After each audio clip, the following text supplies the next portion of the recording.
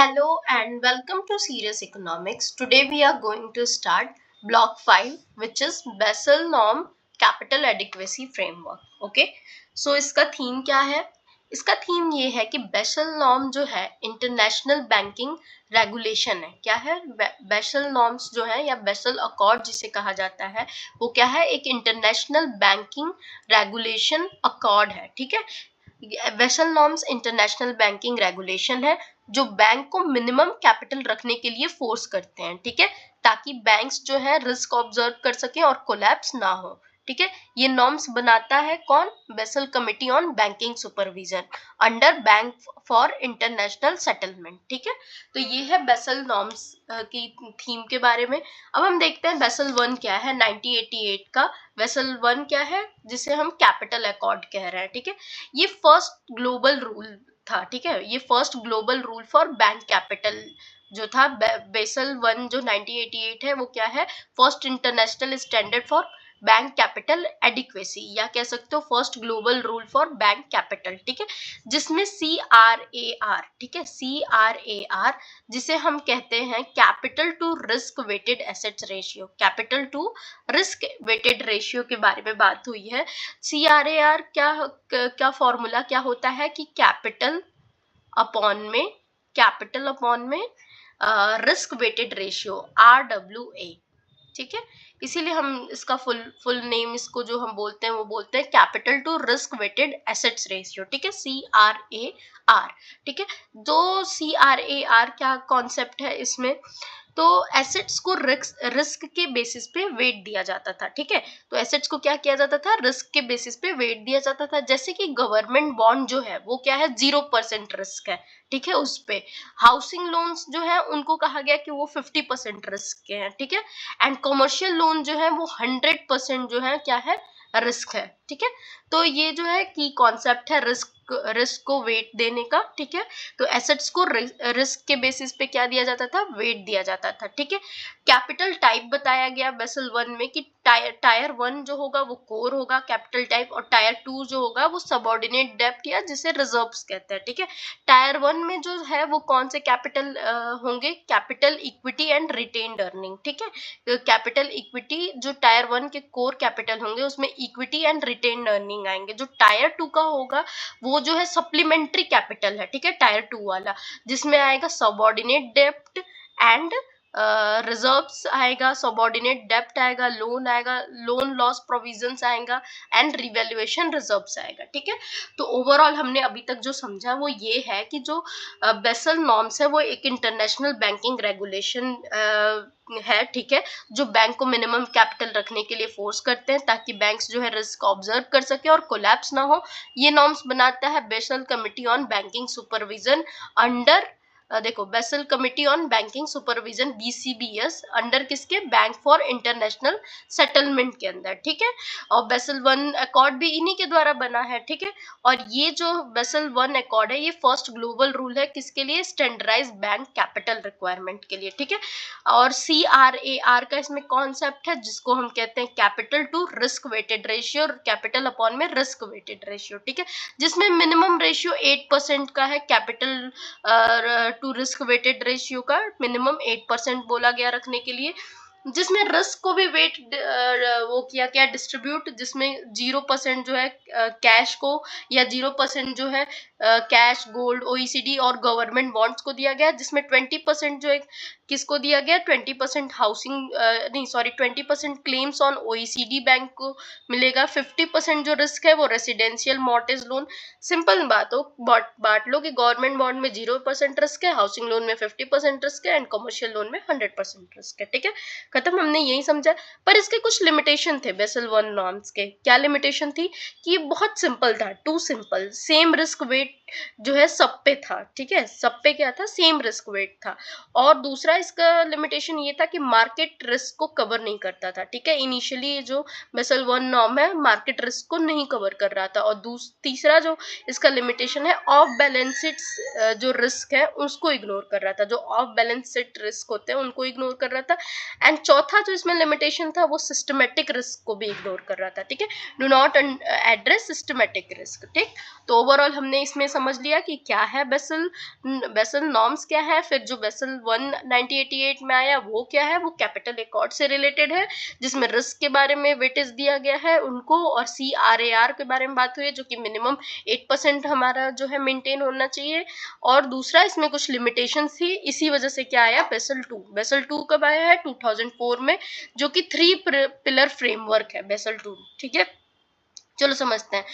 जो basal to ने क्या किया कि सिस्टम को मोर रियलिस्टिक एंड रिस्क के सेंसिटिव बनाया। ठीक है, वेसल टू ने क्या किया कि सिस्टम को more realistic and risk sensitive बनाया। इसमें 3 पिलर्स दिए गए। कौन कौन से 3 पिलर दिया गया? पहला तो दिया गया मिनिमम कैपिटल। ठीक है, मिनिमम कैपिटल मतलब more risk sensitive. Minimum capital में क्या था कि जो CRAR है जो है हमारा, उसको कितने अभी भी 8% ही रखा गया। ठीक है, मिनिमम कैपिटल में जो है हमने ऊपर देखा ना, CRAR को कितना मेंटेन करना है 8%, तो अभी भी 80% मेंटेन करो, बेसल टू भी कह रहा है। ठीक है, बट कैलकुलेशन को बेटर करो। ठीक, मिनिमम कैपिटल जो पिलर 1 है हमारा, 3 पिलर फ्रेमवर्क है, तो पहला पिलर मिनिमम कैपिटल है, दूसरा सुपरवाइजरी रिव्यू है, एंड तीसरा जो है मार्केट डिसिप्लिन है। ठीक है, तो हम पहले की बात कर रहे हैं मिनिमम कैपिटल की, उसमें कहा गया कि मेंटेन 8% CRAR। ठीक है, पर क्या करो, मोर रिस्क सेंसिटिव अप्रोच को लो। ठीक है,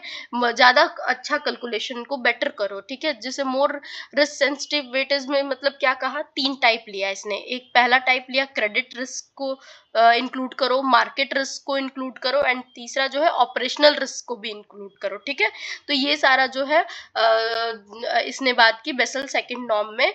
मिनिमम कैपिटल जो थ्री पिलर में से पहला पिलर है, वो कहता है कि आप जो है मेंटेन तो मिनिमम कैपिटल 8% का ही करो, पर क्या करो, कैलकुलेशन को बेटर करो। उसमें 3 टाइप ऑफ रिस्क जो है उसको इंक्लूड करो। एक तो क्रेडिट रिस्क को इंक्लूड करो, मार्केट रिस्क को इंक्लूड करो, और ऑपरेशनल रिस्क को इंक्लूड करो। ठीक है, फिर आता है जो हमारा पिलर 2 जो है। पिलर 2 क्या है हमारा? पिलर 2 जो है सुपरवाइजरी रिव्यू। सुपरवाइजरी रिव्यू में क्या था कि रेगुलेटर्स जो हैं, रेगुलेटर्स मतलब RBI हुआ या कोई और रिजर्व बैंक जिस भी कंट्री का हुआ, तो रेगुलेटर्स जो हैं बैंक को क्या करेंगे, मॉनिटर करते हैं। ठीक है, रेगुलेटर क्या करते हैं, बैंक्स को मॉनिटर करते हैं, और जरूरत पड़ने पर एक्स्ट्रा जो है कैपिटल रखने को भी बोलते हैं। ठीक है, तो सुपरवाइजरी रोल जो है प्ले करने को कहा गया जितने भी रिजर्व बैंक्स हैं उनको। ठीक है, जिस भी कंट्री के। फिर पिलर 3 जो आता है हमारा मार्केट डिसिप्लिन से, ये रिलेटेड है ट्रांसपेरेंसी से। ठीक है, मतलब बैंक को अपनी रिस्क इन्फो पब्लिक जो है करनी पड़ती है। ठीक है, बैंक को क्या करना पड़ता है, अपनी रिस्क के इंफॉर्मेशन को पब्लिक करना पड़ता है। ठीक है, ये था बेसल सेकंड का ओवरऑल। और इसमें कुछ प्रॉब्लम भी थी। क्या प्रॉब्लम थी कि 2008 का जो फाइनेंशियल क्राइसिस में जो है ये फेल हो गया बेसल सेकंड नॉर्म्स। ठीक है, और क्योंकि बैंक्स को क्यों फेल हो गया, क्योंकि बैंक्स के जो इंटरनल मॉडल्स हैं वो अनरिलायबल थे, और क्रेडिट जो रेटिंग एजेंसी है वो भी फेल हो गई थी। ठीक है, ये प्रॉब्लम आया बेसल 2 में, दैट्स वाई हमारा फिर बेसल 3 आया। कोई भी फ्रेमवर्क एक के बाद दूसरा, दूसरे के बाद तीसरा आएगा, तो उसमें कुछ ना कुछ इंप्रूवमेंट होगा। ठीक है, अच्छा अब इसको डिटेल में देखते हैं। हमने प्रॉब्लम देख लिया, डिटेल में ये देखना है हमें कि जो पिलर 1 है हमारा मिनिमम कैपिटल वाला रिक्वायरमेंट, इसमें हम तो ये देख ले कि 8% CRAR मेंटेन करने के लिए कह रहा है। ठीक है, पर इसको मोर रिस्क सेंसिटिव अप्रोच से देखने के लिए कह रहा है। लेकिन इसमें जो क्रेडिट रिस्क है, ये जो सारे रिस्क है, इसके अंतर्गत क्या आता है, तो क्रेडिट रिस्क जो है एक स्टैंडर्डाइज्ड अप्रोच है। किस चीज के लिए?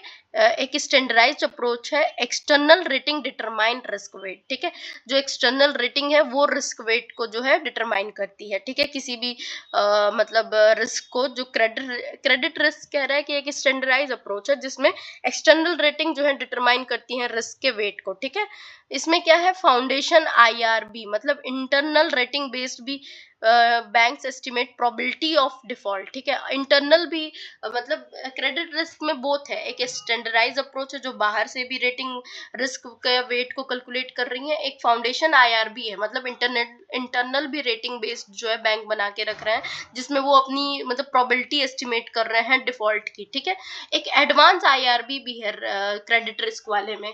एडवांस IRB में क्या है कि बैंक एस्टिमेट करते हैं सारा पैरामीटर इसमें। ठीक, तो हमने क्या समझा कि पिलर 1 जो मिनिमम कैपिटल वाला है, जिसको बोला गया बेसल 2 में कि जो पहले की तरह 8% है वो तो मेंटेन करो, पर इसको मोर रिस्क सेंसिटिव बनाओ, मोर बेटर बनाओ, जिसमें 3 जो है अप्रोच और इंक्लूड करो, जैसे कि क्रेडिट रिस्क और मार्केट रिस्क और ऑपरेशनल रिस्क। क्रेडिट रिस्क में बात करता है कि क्रेडिट रिस्क जो है एक एक्सटर्नल रेट रिस्क वेट भी डिटरमाइन करता है, इसके अंतर्गत आता है। एक इंटरनल रेटिंग बेस्ड भी है, इनके अंदर बैंक्स बनाते हैं। और क्रेडिट रिस्क में ही बात होती है एडवांस IRB की, कि बैंक जो है सारे पैरामीटर जो है क्या करता है, एस्टिमेट करता है, ठीक है। फिर आते हैं मार्केट रिस्क के बारे में। मार्केट रिस्क भी क्या है, एक स्टैंडर्डाइज अप्रोच है। किस चीज के लिए स्टैंडर्डाइज अप्रोच है, और इंटरनल मॉडल है, ठीक है। इसमें देखो एक्सटर्नल एस्टिमेट भी था, इंटरनल भी था, और सारे पैरामीटर पे भी बात हो रहा था। पर मार्केट वाला जो है वो क्या है, इंटरनल मॉडल है, वैल्यू एट रिस्क, ठीक है। मार्केट रिस्क मतलब इंटरनल मॉडल है, वैल्यू एट रिस्क इसमें कैलकुलेट होता है। ऑपरेशनल रिस्क में मतलब basic indicator approach, standardise approach और एडवांस मेजरमेंट यूज किया जाता है ऑपरेशनल रिस्क में, ठीक है। सुपरवाइजरी रिव्यू प्रोसेस जो पिलर 2 आता है, ठीक है। हमने देखा क्या सुपरवाइजरी रिव्यू में, कि बैंक को, रेगुलेटर्स को एक सुपरवाइजर की तरह एक्ट करना चाहिए, बस यही बात है इसमें। रेगुलेटर जो है, whether banks hold adequate capital for their full risk profile, bank में need to hold more than pillar 1 minimum, ठीक है। इसमें ये बात हो रही है, ठीक, कि सुपरवाइजर करना चाहिए RBI या जो भी रेगुलेटरी फ्रेमवर्क रेगुलेटर है, वो क्या करने, जरूरत पड़ने पर एक्स्ट्रा कैपिटल रखने को बोल सकते हो। पिलर 1 में जितना बोला गया है उससे ज्यादा भी आप रखने के लिए बोल सकते हो। एक सुपरवाइजरी रोल की तरह आप काम करो, जैसा रिस्क देखो, ठीक है। तो ये पिलर 2 में बात की गई है। पिलर 3 जो है मार्केट डिसिप्लिन से रिलेटेड था, तो ट्रांसपेरेंसी है, बैंक को अपनी रिस्क की इंफॉर्मेशन पब्लिक करनी पड़ती है। यही बात है कि banks must publish detail information about their risk exposure and capital, ठीक है। Market can then discipline risky bank through higher funding cost, ठीक। चलो प्रॉब्लम्स भी हमने समझ गए थे। अब हम बेसल थर्ड पे चलते हैं। बेसल थर्ड जो है 2010 में आया था, phased in into 2023 post crisis reform. क्या कह रहा है कि 2008 के क्राइसिस के बाद स्ट्रिक्टर जो है रूल्स हो गए थे, and capital plus liquidity plus leverage सब इम्प्रूव किए गए, ठीक है। इस बेसल थर्ड में बोला गया कि आप capital plus liquidity plus leverage सब इम्प्रूव करो, ठीक। तो अब हम देखते हैं कि क्या क्या बेसल थर्ड जो है वो बोलता है। बेसल थर्ड जो है इंपॉर्टेंट क्या रिक्वायरमेंट कहता है, बैंक्स को मेंटेन करना पड़ेगा, क्योंकि 2008 में जो है वो क्राइसिस आ गई थी और उसमें वो जो बेसल 2 है वो फेल हो गया था। तो बेसल 3 जो है वो और स्ट्रिक्ट बना दिया गया। तो बनाया क्या गया कि इसमें बोला गया कि कैपिटल जो है CRAR वो तो मिनिमम 8% ही रहेगा, इसमें कोई चेंज नहीं हुआ पिलर 1 टू पिलर 3 तक, ठीक। बेसल 1 से बेसल 3 तक जो है कैप CRAR मिनिमम 8% जो है वो अनचेंज्ड ही रहा, ठीक है। लेकिन जो CET1 है, ठीक है, वो क्या हो गया, मिनिमम 4.5% हो गया, ठीक है। CET1 जो है वो क्या क्या कहा गया, या तो इसको ग्रेटर देन या इक्वल जो रखो, वो किसके रखो, 4.5% से, मिन 4.5% की, मिनिमम इतना तो रखो, इससे ज्यादा रख सकते हो। CET1 की बात हो रही है, ठीक, CET1 की। फिर आता है capital conservation buffer. Capital conservation buffer की बात हुई थी कि 2.5% जो है वो मेंटेन होना चाहिए, ठीक है। इफेक्टिव टोटल की बात करें तो जो इफेक्टिव टोटल है मीन CET1 इक्वल टू 7% की बात की जा रही है, ठीक है। इफेक्टिव मीन की बात हो रही है, सॉरी। अगर इफेक्टिव टोटल की बात करें तो ये ओवरऑल कैलकुलेट करेंगे तो 10.5% है, ठीक है। अच्छा, LCR मीन जो है वो कितना करना चाहिए, 100%। NSFR mean 100%। इंडिया जो है वो कितना CRAR मेंटेन करता है, capital adequacy risk weighted ratio 9% maintain करता है। और CET1 हम कितना मेंटेन करते हैं, 5.5%, जो कि बेसल नॉर्म से हम ज्यादा मेंटेन कर रहे हैं। CRAR जो 8% दिया गया, हम 9% मेंटेन करते हैं। 4.5% CET1 दिया गया, हम 5.5% मेंटेन करते हैं, ठीक है। चलो अब देखते हैं बेसल थर्ड के बारे में। देखो लिक्विडिटी जो ये LCR मीन 100% हम पढ़ रहे हैं ना, इसका मतलब क्या है, इसका मतलब है लिक्विडिटी कवरेज रेशियो, ठीक है। लिक्विडिटी कवरेज रेशियो क्या हो, ग्रेटर देन या इक्वल टू 100% हो, ठीक है। ये शॉर्ट टाइम क्राइसिस को सरवाइव करने के लिए मेंटेन किया जाता है, लिक्विडिटी कवरेज रेशियो जिसे कहते हैं LCR, ठीक है।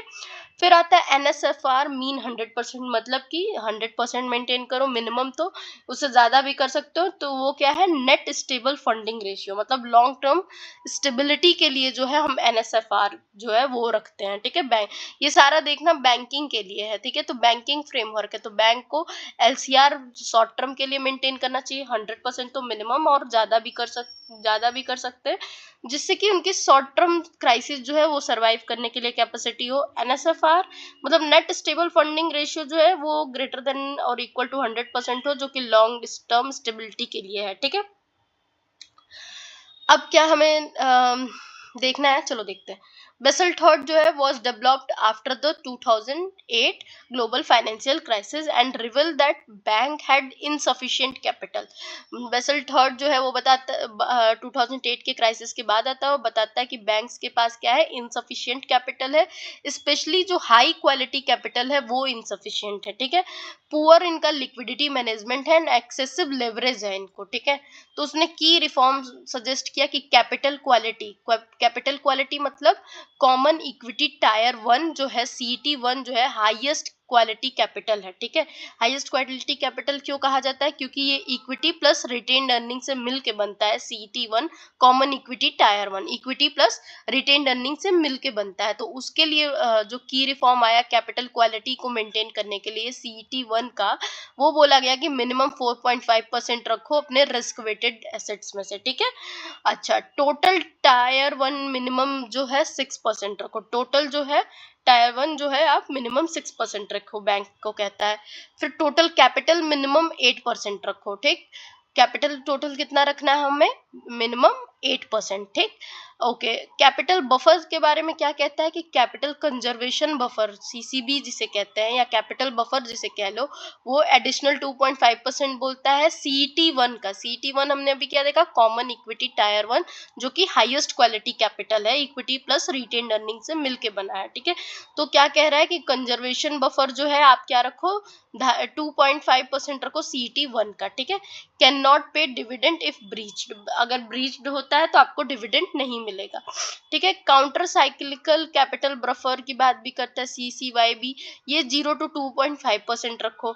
ड्यूरिंग क्रेडिट बूम, जब क्रेडिट बूम हो तो क्या करो, बिल्ड रिजर्व करो गुड टाइम में, मतलब जब अच्छा टाइम हो तो अपने रिजर्व अच्छे से बिल्ड करो। ठीक है, सिस्टमेटिकली इंपॉर्टेंट बैंक किसे डिक्लेयर किया गया, DSIBs को एंड GSIBs को। ठीक है, एडिशनल कैपिटल सरचार्ज इन पे क्या है, 1 to 3.5% का। ठीक है, अच्छा, लेवरेज रेशियो की बात करते हैं। लेवरेज रेशियो पहले क्या होता है, लेवरेज रेशियो जो होता है ना कि एक्सेस बोरोइंग कंट्रोल करता है लेवरेज रेशियो। ठीक है, तो मिनिमम 3% ही रखो आप। ठीक है, मिनिमम 3% रहना चाहिए। टायर 1 कैपिटल, जो लेवरेज रेशियो को कैसे कैलकुलेट करते हैं, टायर 1 कैपिटल अपॉन में टोटल एक्सपोजर से। ठीक है, नॉन रिस्क बेस्ड बैकस्टॉप है, मतलब लेवरेज रेशियो जो है मिनिमम 3% रखना है। लेवरेज रेशियो होता क्या है, एक्सेस बोरोइंग को कंट्रोल करता है। ठीक, अच्छा, अब बात करें लिक्विडिटी रेशियो LCR की, तो लिक्विडिटी कवरेज रेशियो जो है, hold enough high quality liquid asset to survive 30 days stress. ठीक है,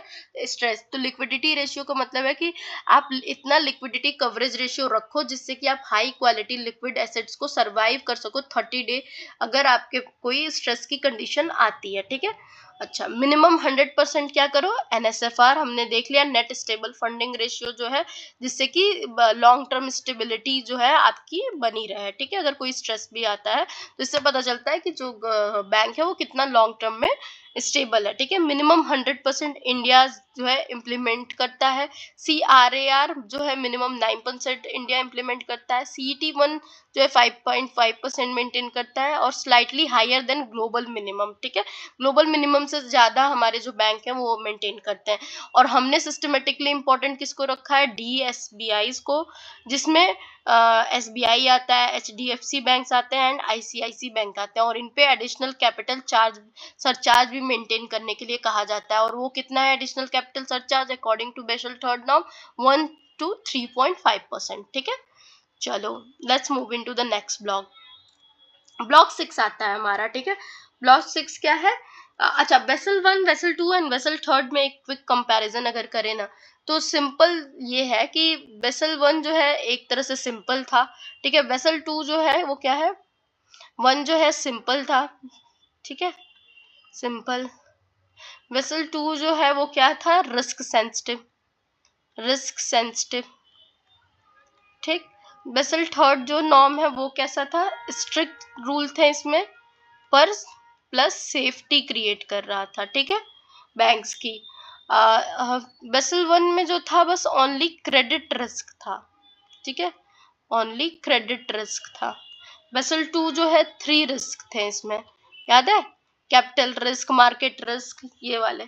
एंड बेसल 3 जो है वो क्या है, लिक्विडिटी प्लस लेवरेज की बात हुई है इसमें, लिक्विडिटी एंड लेवरेज, ठीक है। एक्स्ट्रा बोरोइंग पे भी कंट्रोल किया गया है, लिक्विडिटी को भी मेंटेन करने के लिए कहा गया। 8% CRAR सब में जो है वो कॉमन था, ठीक है। इफेक्टिव जो है 10.5 हो सकता है, इफेक्टिव जो है इसमें 10.5% बोला गया, बाकी 8% CRAR तो सब में बोला गया, ठीक है। और बेसल जो है वो क्या है, ग्लोबल बैंकिंग रूल था। बेसल 1 जो है 8% CRAR को मेंटेन करने के लिए कहता है, एंड बेसल 2 जो है जिसके 3 पिलर्स थे। बेसल 3 के कैपिटल, लिक्विडिटी प्लस लेवरेज की बात हुई है, ठीक है। और बेसल 3 में LCR एंड NSFR इंट्रोड्यूस हुआ, ठीक है। चलो अब बात करते हैं हम किसकी, सेंट्रल बैंकिंग एंड RBI के फंक्शन की, ठीक है। चलो जस्ट सेंट्रल ब्लॉक 6 की बात करते हैं, सेंट्रल बैंकिंग एंड RBI, ठीक है। तो इसका थीम क्या होगा कि सेंट्रल बैंक जो है इकोनॉमी का एक एपेक्स इंस्टीट्यूशन है, ठीक है। क्या होता है, सेंट्रल बैंक जो है इकोनॉमी का क्या होता है, एक एपेक्स मॉनेटरी इंस्टीट्यूशन होता है, जिसमें गवर्नमेंट का बैंकर भी इसे कहा जाता है, बैंकर टू द गवर्नमेंट का रोल प्ले करता है, बैंक्स का रेगुलेटर भी होता है, और मॉनेटरी पॉलिसी का कंट्रोलर भी होता है, ठीक है। तो सेंट्रल बैंकिंग के बारे में हमने क्या पढ़ा कि central bank is the apex monetary institution, banker to the government, regulator of banks and conductor of monetary policy, ठीक है। एपेक्स इंस्टीट्यूशन है, गवर्नमेंट का बैंकर है, बैंक्स का रेगुलेटर है, एंड मॉनेटरी पॉलिसी का कंट्रोलर है हमारा सेंट्रल बैंक। बात करते हैं फंक्शन ऑफ सेंट्रल बैंक के। तो कोर फंक्शन क्या है सेंट्रल बैंक की, तो सेंट्रल बैंक के मेन काम तो पहला है इशू ऑफ करेंसी, ठीक है, करेंसी इशू करना। करेंसी क्या, करेंसी जो है हमारा प्रिंट करने का मोनोपोली किसके पास है, सेंट्रल बैंक के पास है। इंडिया में किसके पास है, रिजर्व बैंक ऑफ इंडिया के पास है। सब नोट जो है कौन इशू करता है, RBI इशू करता है, एक्सेप्ट जो ₹1 का नोट होता है वो कौन करता है, गवर्नमेंट इशू करती है, ठीक है।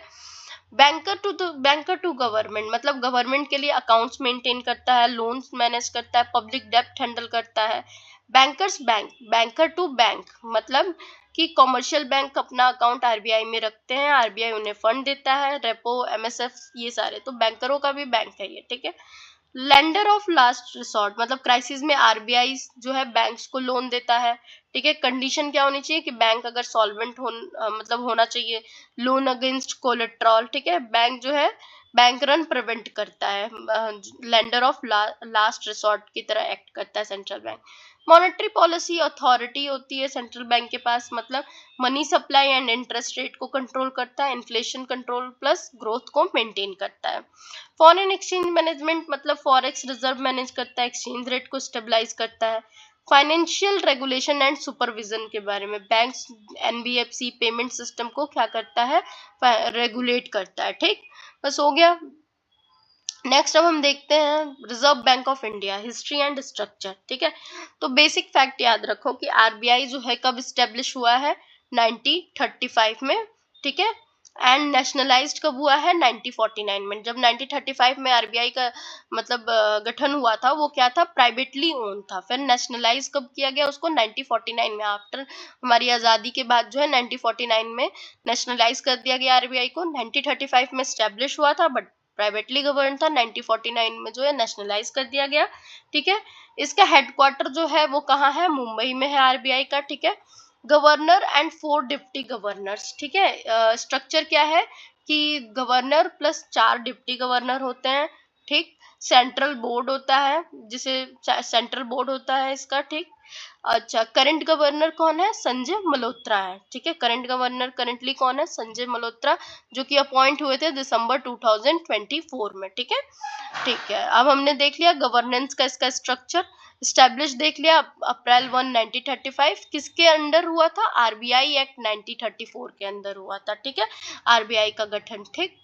चलो अब हम बात करते हैं नेक्स्ट की डिपार्टमेंट कौन कौन से हैं। तो की डिपार्टमेंट में जो है की डिपार्टमेंट में मॉनेटरी पॉलिसी डिपार्टमेंट है, ठीक है।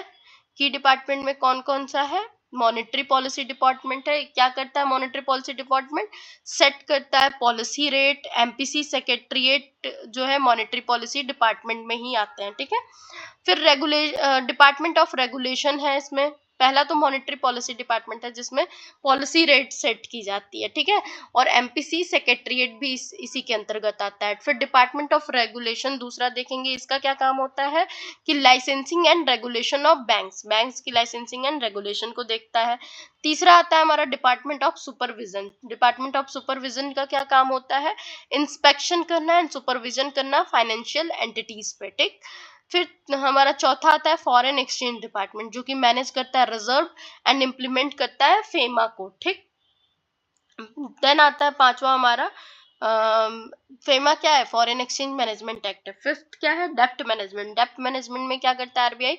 मैनेज करता है गवर्नमेंट डेप्ट को बीइंग ट्रांसफर टू पीडीएम, ठीक है। अच्छा, देन फाइनेंशियल मार्केट ऑपरेशन भी क्या करता है? गवर्नमेंट परफॉर्म करते हैं, ठीक है। तो डेप्ट मैनेजमेंट हो गया। फाइनेंशियल मार्केट ऑपरेशन जैसे कि क्या? फाइनेंशियल मार्केट ऑपरेशन में क्या करता है आरबीआई? कंडक्ट करता है ओएमओ मतलब ओपन मार्केट ऑपरेशन, रेपोज, ठीक है। करेंसी का भी मैनेजमेंट करता है, इशू करता है एंड मैनेज करता है currency and payment and settlement system, मतलब रेगुलेट करता है। जो एनपीसीआई है हमारी, यूपीआई है, आरटीजीएस है, एनईएफटी है, जिससे हम रेगुलर पेमेंट करते हैं, इनको भी क्या करता है? कंट्रोल करता है। पेमेंट एंड सेटलमेंट सिस्टम को भी रेगुलेट करता है, ठीक है। Okay. And important RBI rate के बारे में बात करें तो कौन कौन सी आरबीआई रेट जो है करेंट डाटा 2025 के अकॉर्डिंग जो है, मेरे पास 25 का डाटा है कि रेपो रेट जो है 6.25% चल रहा है। रिवर्स जो है 3.35% चल रहा है। एमएसएफ जो है कब एमएसएफ कितना चल रहा है? 6.50 चल रहा है, ठीक है। एंड बैंक रेट कितना है? वो भी 6.50 ही है। और सीआरआर कैश रिजर्व रेशियो भी 4% है। एसएलआर मतलब 18% है। एंड फॉरेक्स रिजर्व कितना है? $620 बिलियन, ठीक है। और गवर्नर कौन है हमारे? संजय मल्होत्रा, ठीक। तो मेन क्या याद रखना है? Repo rate 6.2%, 6.25%, reverse repo 3.35%, CRR जो है 4% चल रहा है, एसएलआर जो है हमारा 18% चल रहा है। That's it. चलो अब देखते हैं डायमंड दिग्विजय मॉडल ऑफ बैंक रन, जो कि नोबेल प्राइज भी मिला है इसको 2022 में, ठीक है। तो डायमंड दिग्विजय मॉडल ऑफ बैंक रन क्या कहता है कि बैंक्स जो है इनहेरिटली क्या होते हैं? फ्रजाइल होते हैं, क्योंकि इनके जो एसेट्स होते हैं वो इक्वल जो एसेट देखो, बैंक्स जो है इनहेरिटली क्या होते हैं? फ्रजाइल होते हैं, क्योंकि एसेट्स एंड लाइबिलिटीज के बारे में बात होती है कि एसेट जो होते हैं वो लॉन्ग टर्म लोन्स के लिए होते हैं, लाइबिलिटीज जो होते हैं शॉर्ट टर्म मतलब डिपॉजिट्स के लिए यूज होते हैं। और इसको कहते हैं मैच्योरिटी ट्रांसफॉर्मेशन। मतलब कोर आइडिया इनका ये है कि बैंक्स आर इनहेरेंटली फ्रेजाइल। क्यों? क्योंकि ये ट्रांसफॉर्म करते हैं इलिक्विड एसेट्स मतलब लोन्स इनटू लिक्विड लाइबिलिटीज, ठीक है। मतलब कहता है कि बैंक्स जो है हमेशा से ही फ्रेजाइल होते हैं, इनहर्टली फ्रेजाइल होते हैं, क्योंकि वो ट्रांसफॉर्म करते हैं इलिक्विड एसेट्स को, इलिक्विड एसेट्स मतलब लोन को, इनटू लिक्विड लाइबिलिटीज में कन्वर्ट कर देते हैं, ठीक है, जिसे डिपॉजिट्स कह लो, ठीक है। तो a self-fulfilling panic can cause even solvent bank to fail, justifying deposit insurance। मतलब कहते हैं कि अगर मान लो कि एक बैंक सही भी चल रहा है पर पैनिक के कारण क्या हो जाता है, लोग अगर तुरंत सारे लोग अपने पैसा निकालने लगे तो क्या हो जाएगा? वो बैंक जो है सॉल्वेंट हो जाएगा, या बैंक जो सॉल्वेंट था वो भी क्या हो जाएगा? फेल हो जाएगा, ठीक है। ओवरऑल इनका कहना है कि सेल्फ फुलफिलिंग बैंक रन, इनका मतलब मेन लॉजिक ये था कि अगर लोग सोच लें कि सब लोग पैसा निकाल लेंगे तो वो क्या होगा कि वो भी पैसा निकालते हैं, बैंक के पास लिक्विडिटी भी खत्म हो जाती है, ओवरऑल ये होता है। एंड दूसरा, इवन जो सॉल्वेंट बैंक है वो भी क्या हो जाता है? फेल हो जाता है या फेल हो सकता है, ठीक है। अच्छा, देखते हैं डॉगलस डायमंड एंड फिलिप दिग्विजय ने ये दिया था, इसको नोबेल प्राइज भी इस कॉन्सेप्ट को मिला है 2022 में, शेयर्ड विद बर्नन, ठीक है। ये क्या शो करते हैं कि banking instability is inherent in the maturity transformation function, ठीक है। बैंकिंग इंस्टेबिलिटी जो है एक इनहर्टेंट है, ठीक है, जैसे ही मैच्योरिटी ट्रांसफॉर्मेशन फंक्शन करते हैं हम तो, ठीक है। मतलब मैच्योरिटी ट्रांसफॉर्मेशन फंक्शन किसे कहते हैं? जब बैंक्स जो हैं क्या करती हैं? ट्रांसफॉर्म करती हैं इलिक्विड एसेट्स को लिक्विड लाइबिलिटीज में, तो इसे कहते हैं मैच्योरिटी ट्रांसफॉर्मेशन। तो जैसे ही जो बैंक्स होते हैं वो हमेशा से इनस्टेबिलिटी स्टेबिलिटी फेस करते हैं जैसे ही वो मैच्योरिटी ट्रांसफॉर्मेशन फंक्शन परफॉर्म करते हैं। ठीक है, ये मॉडल जो है 3 पीरियड में बांटता है। क्या 3 पीरियड में किस चीज को बांटता है? एक तो डिपॉजिट पीरियड बांटता है, दूसरा अर्ली विथड्रॉल, एंड तीसरा किस चीज में बांटता है? डिपॉजिट पीरियड पहला, और दूसरा क्या है? Early withdrawal period and let withdrawal period. मतलब पैनिक में सब क्या करते हैं? अर्ली विड्रॉ कर लेते हैं। ठीक है, प्रॉब्लम क्या है? बैंक को अपने लॉन्ग टर्म एसेट जो है लॉस में बेचने पड़ते हैं इसके कारण। ठीक है, तो बैंक जो है इन्वेस्ट करता है लॉन्ग टर्म इलिक्विड प्रोजेक्ट्स में। ठीक है, जो तुरंत लिक्विडिटी नहीं हो जिनकी मिल सकती है, तो वो लॉन्ग टर्म इलिक्विड प्रोजेक्ट्स में इन्वेस्ट करता है, बट प्रॉमिस क्या करता है? लिक्विड डिपॉजिट लोगों को। ठीक है, अगर इफ ऑल डिपॉजिटर जो है वो अपना विड्रॉ करने लगेंगे अर्ली, तो क्या होगा कि ये जो rational to withdraw even we do not need money, self fulfilling bank run. ठीक है, जो लोगों को मनी की जरूरत भी नहीं है, फिर भी डर के कारण क्या करेंगे?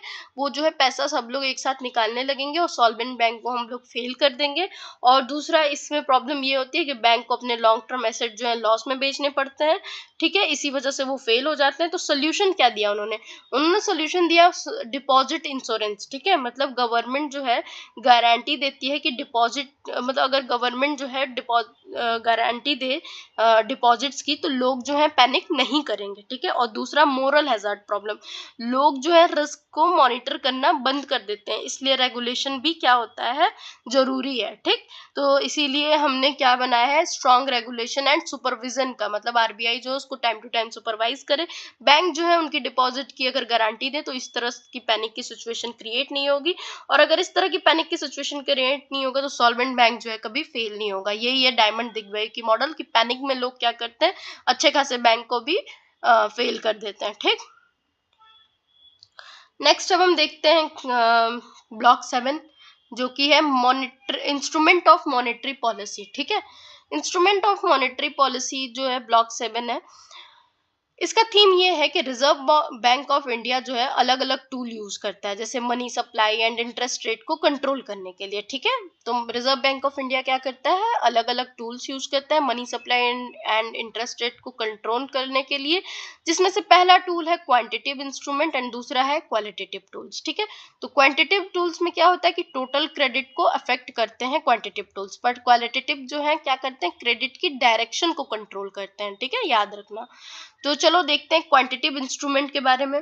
तो क्वांटिटेटिव इंस्ट्रूमेंट का कोर आइडिया क्या है कि क्वांटिटेटिव इंस्ट्रूमेंट जो है ये टूल ओवरऑल मनी सप्लाई को क्या करता है? कंट्रोल करता है। Total volume of credit and money supply को क्या करता है? कंट्रोल करता है। ठीक है, इसमें कौन कौन से टूल है? सीआरआर हो गया, cash reserve ratio, statutory liquidity ratio, bank rate, repo rate, reverse repo rate, OMO, MSF, ये सारे हैं। ठीक है, these are primary levers of monetary policy, ये प्राइमरी लेबरर्स है मॉनेटरी पॉलिसी के। ठीक है, तो कैश रिजर्व रेशियो, तो बैंक क्या है? बैंक को अपने डिपॉजिट का एक सर्टेन परसेंट क्या है आरबीआई के पास में रखना पड़ता है। ठीक है, करंट जो है 4% है जो बैंक्स है रख रहे हैं आरबीआई के पास, और इनको कोई इंटरेस्ट नहीं मिलता है इस पे। ठीक है, कैश रिजर्व रेशियो जो है इंक्रीज करने पे बैंक के पास जो है लोन देने के लिए क्या होता है? पैसा कम हो जाता है और मनी सप्लाई जो है गिर जाता है, इससे कॉन्ट्रैक्शन आ जाता है मनी सप्लाई में, और मनी जो एक्सेस मनी सप्लाई होती है उस बैंक जो आरबीआई है वो कंट्रोल कर लेती है। समझ आया कि जो कैश रिजर्व रेशियो है इसे क्या कहते हैं? Percentage of net demand and time liability.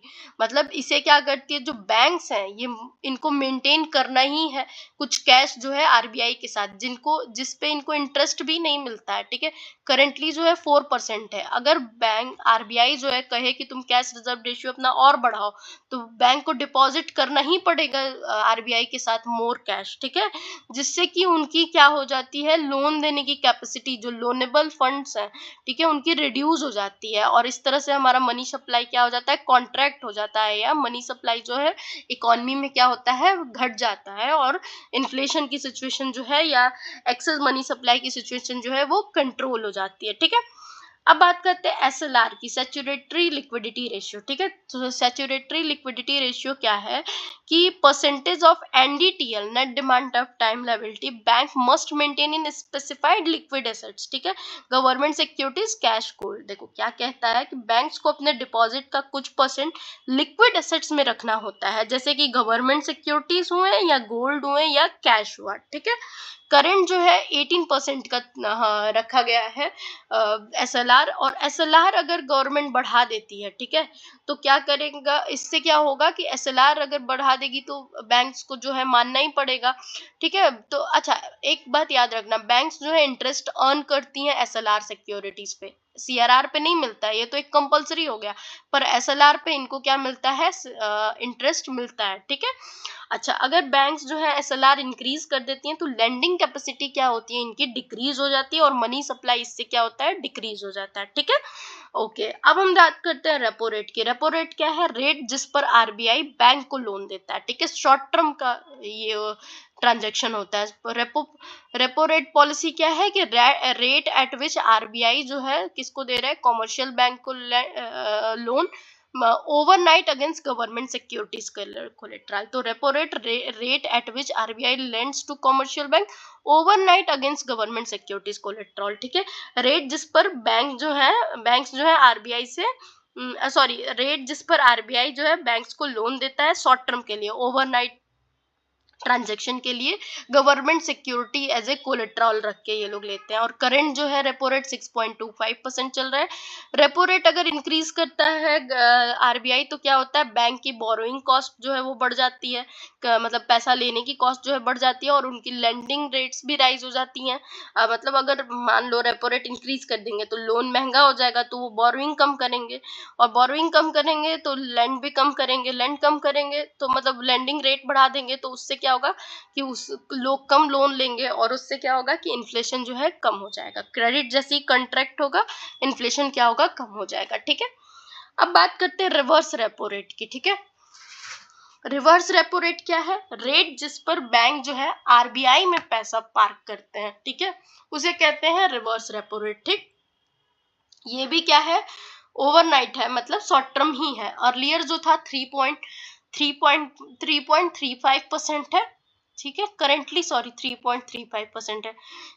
अब देखना पड़ेगा, शायद अब ये क्या है, अब मोस्टली रिप्लेस हो गया है बाई एसडीएफ से, चेक कर लेना इसको। बैंक रेट की बात करें तो क्या है, बैंक रेट जो है rate for longer term borrowing from RBI, मतलब लॉन्ग टर्म बोरोइंग रेट है, यूजुअली रेपो के आसपास होता है बैंक रेट भी, ठीक है। देखो 6.25 हमारा क्या था, रेपो रेट था। अब जो हमारा बैंक रेट है वो क्या है, 6.50, ठीक है, रेपो से +25 बीपीएस, ठीक। बैंक क्या है, बोरो कर सकते हैं up to 3% of net demand time liability, ठीक है।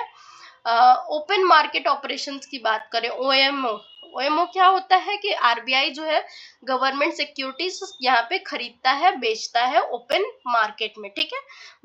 अगर वो आरबीआई जो है बाय करता है अगर गवर्नमेंट सिक्योरिटीज, तो लिक्विडिटी क्या कर रहा है, इंजेक्ट कर रहा है, एक्सपेंसिटरी पॉलिसी अपना रहा है। अगर आरबीआई जो है क्या कर रहा है, बाय कर रहा है गवर्नमेंट सिक्योरिटीज, तो पैसा दे रहा है पब्लिक या कमर्शियल बैंक को, जिससे क्या हो रहा है कि लिक्विडिटी इंजेक्ट हो रही है एंड एक्सपेंसिटरी मनी मतलब मॉनेटरी पॉलिसी जो है फॉलो हो रही है, ठीक है।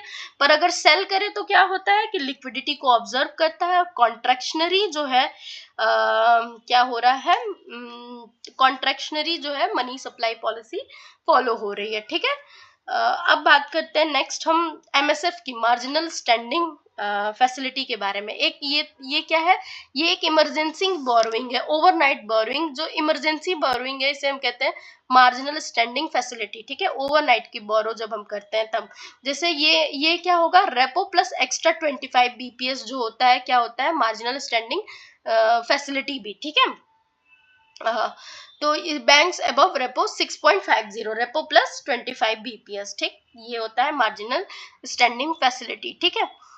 इसको ये भी बैंक रेट के बराबर ही फिलहाल चल रहा है 6.50, और हमारा रेपो रेट 6.25 है, ठीक है। तो ये जो है सीलिंग रेट ऑफ कॉरिडोर है, एमएसएफ मार्जिनल स्टैंडिंग फैसिलिटी जो है, ये क्या है, सीलिंग रेट है। इमरजेंसी बोरोइंग के लिए यूज किया जाता है कॉमर्शियल बैंक द्वारा, ओवरनाइट फैसिलिटी है, ठीक है। अब हम बात करते हैं ऑपरेशन ट्विस्ट की। ऑपरेशन ट्विस्ट क्या है? ऑपरेशन ट्विस्ट जो है, आरबीआई जो है लॉन्ग टर्म जब क्या करता है, आरबीआई जो है बाय करता है long term bond and sell करता है शॉर्ट टर्म, ठीक है। ये दोनों जो है साइमल्टेनियस अगर करता है कि लॉन्ग टर्म बाय करता है बॉन्ड एंड सेल करता है शॉर्ट टर्म, ये क्या करते हैं, यील्ड कर्व को क्या करते हैं, कंट्रोल करते हैं ये, ठीक है। फ्लैटन कर देते हैं यील्ड कर्व को विदाउट नेट लिक्विडिटी चेंज, कोई लिक्विडिटी चेंज नहीं होता है, पर फ्लैटन कर देते हैं जो हमारा यील्ड कर्व होता है, ठीक है। तो ऑपरेशन ट्विस्ट समझ आया कि दोनों साइमल्टेनियस काम हो रहा है, बाय कर रहे हैं हम लोग long term bond and sell कर रहे हैं शॉर्ट टर्म, ठीक है। Okay, standing deposit facility SDF के बारे में बात करें तो ये इंट्रोड्यूस हुआ था अप्रैल 2020 में। इसमें क्या करता है, बैंक पार्क करता है अपनी एक्सेस लिक्विडिटी आरबीआई को बिना कोलेट्रॉल के, ठीक है। और इसका रेट जो है 6% है, ठीक है। रेपो से 25 बीपीएस एक्स्ट्रा, ठीक है। Floor of LF corridor, SDF मतलब बैंक कोलेट्रॉल के बिना आरबीआई में पैसा पार्क करते हैं, ये फ्लोर रेट बन गया है एक तरह का, ठीक है। अब बात करते हैं LAF, liquidity adjustment facility and corridor के बारे में, ठीक है। इसका कोर आइडिया ये है कि एलएएफ जो है आरबीआई का डेली लिक्विडिटी मैनेजमेंट सिस्टम है, ठीक है। एलएएफ क्या है, आरबीआई का डेली लिक्विडिटी मैनेजमेंट सिस्टम, ठीक। अच्छा, फ्लोर जो है उसे फ्लोर किसे कहते हैं, एसडीएफ को। एसडीएफ जो है वो क्या है, देखो फ्लोर रेट किसे कहेंगे हम, एसडीएफ रेट को, जो कि 6% है, ठीक है। और मिडिल मतलब रेपो रेट को कहेंगे, 6.25% जो चल रहा है। एमएसएफ रेट जो है 6.50 चल रहा है, जिसको हम लोग सीलिंग बोलेंगे, ठीक है। अच्छा, अब हम बात करते हैं लिक्विडिटी एडजस्टमेंट फैसिलिटी के बारे में। तो लिक्विडिटी एडजस्टमेंट फैसिलिटी है आरबीआई का डेली लिक्विडिटी मैनेजमेंट सिस्टम को कहते हैं, ठीक है। और द इंटरेस्ट रेट कॉरिडोर, इसमें क्या है, इंटरेस्ट रेट कॉरिडोर में एमएसएफ रेट को सीलिंग की तरह use to SDF rate floor keeps overnight rate nears the repo rate, ठीक है। मतलब मार्केट जो है इंटरेस्ट रेट मतलब कॉल रेट, ठीक है। मार्केट जो है इंटरेस्ट रेट इस कॉरिडोर के अंदर ही मूव करता है, ठीक है। मार्केट अपना इंटरेस्ट रेट क्या करता है, इस कॉरिडोर के अंदर ही मूव करता है, ठीक है। मान लो सिचुएशन कि अगर एक्सेस लिक्विडिटी है तो बैंक पैसा क्या करेगी, एसडीएफ में पार्क करते हैं, ठीक है। बैंक्स क्या करते हैं, पैसा अपना एसडीएफ में पार्क करते हैं। एसडीएफ क्या हमने देखा, स्टैंडिंग डिपॉजिट फैसिलिटी, ठीक है। और इससे क्या होता है, रेट डिक्रीज हो जाता है, किसके बराबर, नियर फ्लोर के बराबर, ठीक है। अगर लिक्विडिटी शॉर्टेज है तो बैंक्स क्या करते हैं, आरबीआई से बोरो करते हैं, ठीक है। और आरबीआई से बोरो करते हैं तो क्या होता है कि रेट इंक्रीज होता है नियर रेपो एंड एमएसएफ के पे, ठीक है। अच्छा, अभी देखो समझ आ जाएगा। लिक्विडिटी एडजस्टमेंट फैसिलिटी एक फ्रेमवर्क है जो आरबीआई मैनेज करती है डे टू डे लिक्विडिटी को अपने बैंकिंग सिस्टम के लिए, ठीक है। डे टू डे क्या करती है, डेली, और आरबीआई अपना डेली लिक्विडिटी मैनेजमेंट सिस्टम को ही उसके कहा जाता है लिक्विडिटी एडजस्टमेंट फैसिलिटी, जो कि आरबीआई मैनेज करती है अपनी day to day liquidity in the banking system, ठीक है। बैंक्स जो है बोरो कर सकते हैं आरबीआई से, अब एक रेपो रेट पे अपना जो एक्सेस फंड है वो पार्क कर सकते हैं एसडीएफ रेट पे। और क्या कह रहा है कि द इंटरेस्ट रेट कॉरिडोर, जो इंटरेस्ट रेट कॉरिडोर है मतलब इस कॉरिडोर के अंदर ही जो है इंटरेस्ट रेट जो है मूव करता है। कौन सा कॉरिडोर, एसडीएफ रेट का कॉरिडोर है, जो कि 6% है, जिसे जो फ्लोर और मिनिमम ओवरनाइट रेट है, ठीक है। रेपो रेट जो है 6.25% है, जिसे हम पॉलिसी रेट कहते हैं, ठीक है। एसडीएफ रेट को क्या कहते हैं, फ्लोर रेट।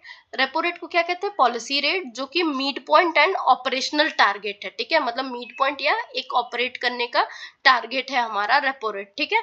ओके, अगर हम बात करें एमएसएफ रेट की तो ये क्या है, एक तरह का सीलिंग है कि मैक्सिमम ओवरनाइट रेट आप इतना ही लगा सकते हो, ठीक है। सीलिंग है ये, ठीक। अब बात करते हैं with in this corridor overnight money market rates fluctuate based on systematic liquidity. इसी रेट के कॉरिडोर के अकॉर्डिंग जो है ओवरनाइट जब आप मनी आरबीआई से उठाते हो तो फ्लक्चुएट होती है, ठीक है, सिस्टमैटिकली इन्हीं सब रेटों में से जिस हिसाब का मतलब आरबीआई समझता है उस हिसाब से लगाता है, ठीक है। ठीक है, अब हमने देख लिया कि सिस्टम के पास अगर एक्सेस लिक्विडिटी होगा तो बैंक्स जो है एसडीएफ में पार्क कर देंगे, और जो नियर कॉल रेट होगा उनको देने का 6% होगा, एसडीएफ का हमने देखा था। और जब डेफिसिट लिक्विडिटी होगी तो बैंक्स जो है क्या करेंगे, बोरो करेंगे रेपो के थ्रू, और उनको जब बोरो करेंगे, देखो जब तुम पार्क कर रहे हो तो तुमको 6% ही मिल रहा है आरबीआई को, आरबीआई इज मास्टरमाइंड, तो तुम उसको दे रहे हो पैसा तो 6% दे रहा है, पर तुम उससे ले रहे हो तो 6.25% पे तुमको दे रहा है पैसा, ठीक है। ओके, आरबीआई जो है टारगेट करता है call rate near the repo rate, ठीक है। आरबीआई जो है कॉल रेट को मतलब किसके बराबर रखने की कोशिश करता है, रेपो रेट के, ठीक है। अब बात करते हैं दो तीन और कॉन्सेप्ट है। वेरिएबल रेपो, इसका मतलब होता है लिक्विडिटी को इंजेक्ट करना। वेरिएबल रेट रेपो वीआरआर, ठीक है, इसका मतलब होता है कि लिक्विडिटी को डालना इकोनॉमी में। वीआरआर क्या है, मतलब variable rate reverse repo, VRR, ठीक है। ये क्या होता है, लिक्विडिटी को ऑब्जर्व करना, ठीक है, लिक्विडिटी को ऑब्जर्व करना। फिर बात करते हैं नेट एलएएफ की। नेट एलएएफ मतलब कि पॉजिटिव होगा तो सरप्लस लिक्विडिटी होगी, निगेटिव होगा तो क्या होगा, डेफिसिट लिक्विडिटी होगी, ठीक है। क्या कर रहा है net LAF, position indicate system level liquidity, positive होगा तो banks parking with RBI surplus, negative होगा तो bank borrowing from RBI deficit, ठीक है। बस हो गया, थैंक यू। अब हम क्वालिटेटिव इंस्ट्रूमेंट नेक्स्ट वीडियो में करते हैं।